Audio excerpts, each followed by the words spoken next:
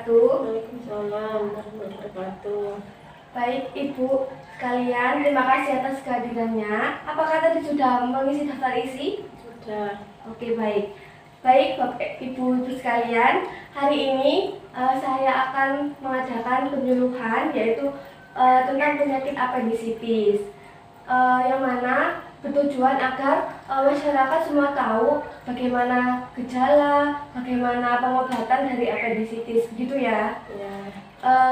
Baik, hari ini saya akan melakukan penyuluhan selama 15 menit ke depan. Baik, ini akan saya bagikan brosur. Sambil saya menjelaskan bisa melihat brosur ini ya. Baik, yang pertama, sebelum saya masuk ke materi, apakah ibu-ibu tahu apa itu penyakit apendisitis atau radang usus? Sudah. Oke, baik, saya akan menjelaskan. Ibu bisa menyimak di leaflet tersebut ya. Baik, yang pertama yaitu gejala dari definisi dari radang usus buntu, yang mana apendisitis ini dikenal pada masyarakat yaitu radang pada usus buntu, gitu ya Bu? Ya.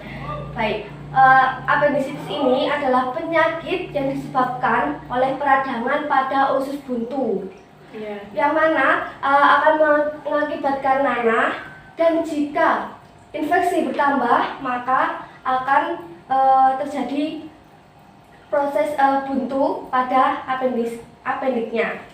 Ini bisa dilihat ya, gimana usus buntu yang normal dengan adanya radang usus buntu pada leaflet tersebut. Kemudian apa saja penyebabnya? Yaitu yang pertama adalah adanya penyumbatan pada usus buntu, yang mana ini ada dua faktor, yaitu yang pertama karena tinja.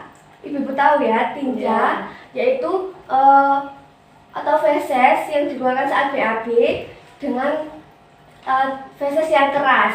Kemudian yang kedua adalah adanya penyakit tumor pada usus buntu ibu-ibu. Kemudian adanya infeksi pada daerah usus buntu. Kemudian adanya bakteri. Bakteri ini adalah bakteri histolitika. Kemudian ibu-ibu bisa menyimak gejala apendisitis. Baik, yang pertama adalah adanya nyeri. Nah, nyeri ini beberapa jam kemudian maka akan menjalar ke perut bagian bawah kanan, sehingga nyeri tersebut pada perut bagian kanan bawah. Kemudian yang kedua adalah mual dan muntah, ya ibu-ibu. Mual dan muntah ini menyebabkan seseorang terkena apendisitis ini akan terjadi penurunan nafsu makan ya Bu ya, sehingga adanya penurunan berat badan. Kemudian baik, yang ketiga adalah demam atau suhu tubuh tinggi. Suhu tubuh tinggi ini adalah di atas 37,5 derajat.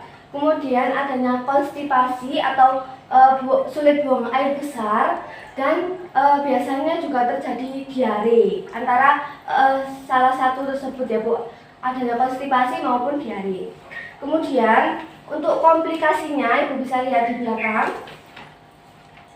Nah, komplikasi ini ada dua. Ini ya Bu ya, yang komplikasi bisa. Ya. Oke, yang pertama adalah perforasi usus. Kemudian adanya peritonitis usus. Apakah ada yang ditanyakan atau kurang jelas? Apakah ada yang ditanyakan atau yang kurang jelas? Bisa ditanyakan, lalu saya akan jawab. Ya. Apakah itu peritonitis? Oke, baik Ibu. Jadi Bu, peritonitis ini adalah adanya peradangan usus buntu yang akan menjalar sampai ke perut Bu. Lalu untuk yang perforasi usus ini adalah adanya penumpukan nanah ini pada salah satu bagian daerah tubuh, gitu ya Bu ya. Ya. Kemudian adanya pencegahan dari apendisitis. Yang pertama yaitu jangan suka untuk menunda buang air besar. Kemudian yaitu mengkonsumsi makanan berserat tinggi, yang mana makanan berserat tinggi ini akan mencegah bakteri yang ada dalam tubuh maupun pada saluran pencernaan, sehingga tidak akan terjadi tinja yang keras dan mencegah apendisitis, gitu ya Bu ya. Ya.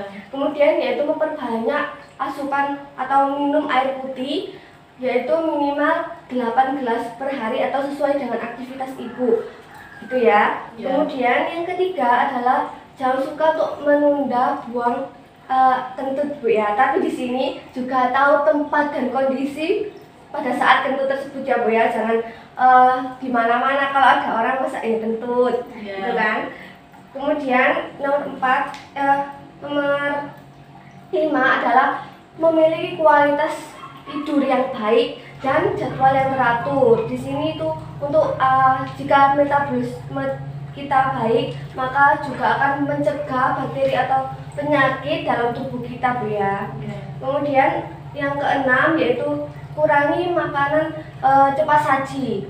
Jadi makanan cepat saji ini tidak baik untuk kita karena di makanan cepat saji tersebut atau junk food itu mengandung beberapa zat kimia Bu ya. Ya. Kemudian yang ketujuh yaitu jika ibu bapak sekalian tahu kayak gejala pada tubuh kita itu nyeri, kemudian konstipasi, kemudian adanya demam ringan, itu segera bawa ke puskesmas atau layanan kesehatan terdekat Bu ya, untuk mencegah apendisitis. Baik, selanjutnya adalah pengobatan. Pengobatan apendisitis ini yaitu dengan dilakukan operasi appendektomi. Appendektomi ini tindakan untuk membuang appendixnya yang abnormal tadi akan dibuang, gitu ya Ibu sekalian. Ya. Oke, baik. Untuk saat ini saya akan memberikan 5 pertanyaan untuk ibu-ibu sekalian.